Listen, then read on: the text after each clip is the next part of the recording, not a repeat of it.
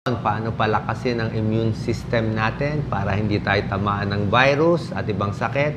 Kung tatamaan man tayo ng mga sakit, makakasurvive tayo kung malakas yung katawan natin. Turuan mo kami, Doc Lisa. Yes, mga paraan para pag-alaga sa ating katawan, lalo na kung meron tayong lagnat, ubo, sipon. Una sa lahat, ang immune system natin, ito ho yung lumalaban sa antigens. Pag sabing antigens, ito ho yung mga bacteria, virus, so kailangan labanan. So tagapagtanggol ang immune system. At isang sistema to, itong depensa natin. Kaya kailangan natin kumain ng mga pagkain mayaman sa protina. Bakit protina? Kasi building blocks yan ng antibodies at white blood cell. White blood cell, ito ho yung natin? Panlaban Panlaban o sundalo ng katawan. Actually, kinakain niya yung mga bacteria at virus. Kaya niya. Kaya kung malakas katawan mo, yung mga bata, malakas pa immune system, mabilis gumaling ang sakit, hindi sila gaano nagkakasakit. Kung meron silang pilay-pilay, 2-3 araw, magaling na. Pero tayong matatanda pa na pilay, 1 linggo, 2 linggo, ayaw gumaling. Diba, ang tagal. So, kahit matanda, pag kumakain kayo ng masustansya, protina is kailangan may meat konti, di ba? Yes, magbibigay ho tayo ng mga example. Sige. Tapos, kailangan din natin yung mga antioxidant vitamins, katulad ng vitamin A, C, at E. Dagdag na rin ho natin yung mga vitamin B's, kailangan yan. Kailangan din natin, meron tayong mga mineral, katulad ng iron, zinc, selenium, copper, potassium. At dadagdagan ho natin ng tubig at fluids natin para mailabas natin yung madumi sa ating katawan, lalo na kapag may lagnat tayo. Ngayon, bakit humihina ang ating immune system? Kasi, una sa lahat, kulang sa nutrisyon o pagkain. Pangalawa, dahil sa stress. So, magtataka kayo, wala namang sakit. Bakit napakahina ng katawan niya? Kasi ang physical at psychological stress ay nagdudulot ng paghina ng immune system. Sabi nga ng New England Journal of Medicine, mas may stress ang tao, mas sinisipon siya. Tapos syempre, kapag may sakit tayo, mababa immune system, high blood, diabetes, sakit sa baga, sakit sa kidneys. Yes, bali kinakwento ni Doc Lisa, pag marami tayong stress, marami tayong problema, iniisip, kaaway, galit, inggit, sama mo na utang, maraming problema. Actually, mas namumuti ang buhok Yung iba nga stress, namumuti yung buhok, mas nagsisipon, kahit yung konting mga virus dyan, mas tinatamaan, at minsan, mas matagal yung sakit. Kaya napakahalaga yung sinabi mong vitamins and minerals na i-example mo, ano itong mga pagkain na pwede nilang kainin para lumakas. Tapos wag na ho tayong manigarilyo at uminom ng alak kasi siguradong bababa ang inyong immunity. Ngayon, kapag ho tayo ay may lagnat, ubo, sipon, sabi ko nga damihan yung tubig. At saka yung mga prutas at fruit juices, citrus fruits.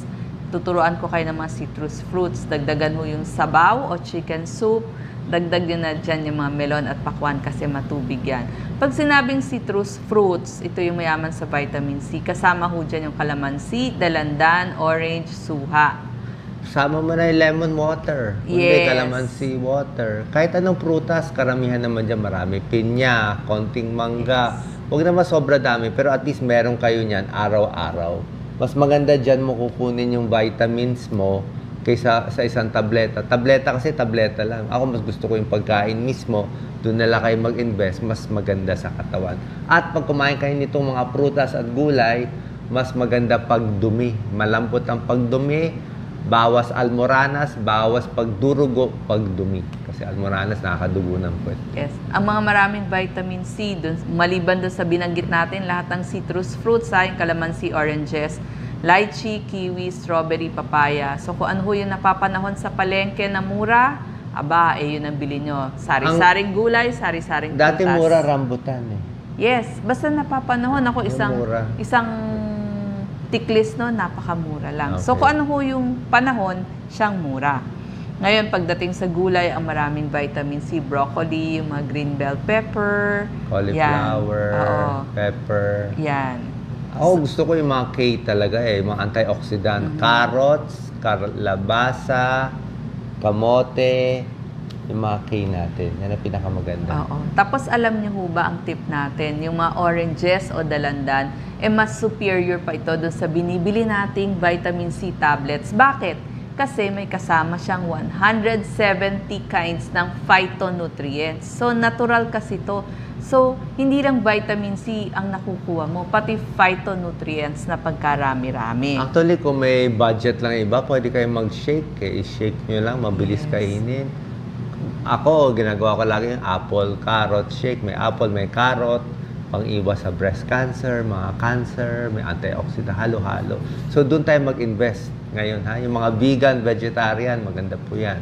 Yes, so kung maggagawa ho kayo ng mga kalamansi o dalandan, gawin nyo na fresh. Medyo konting tiyaga lang sa pagpiga, pero mas mainam yan. Kasi paano lalaban sa infeksyon yan? Kasi tinutulungan nga ho yung white blood cell natin na labanan ang mga sakit. Tapos yung vitamin C, alam niyo ba, panlaban sa mga allergies. So bagay ito sa mga taong lagi nag-allergy.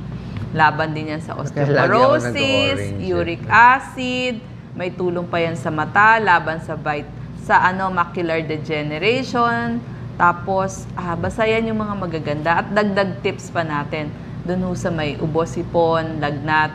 Pwede ho kayo magmumog maligamgam na tubig. Lagyan ng asin twice a day gawin nyo. Tapos, fluids, pwede ang mainit.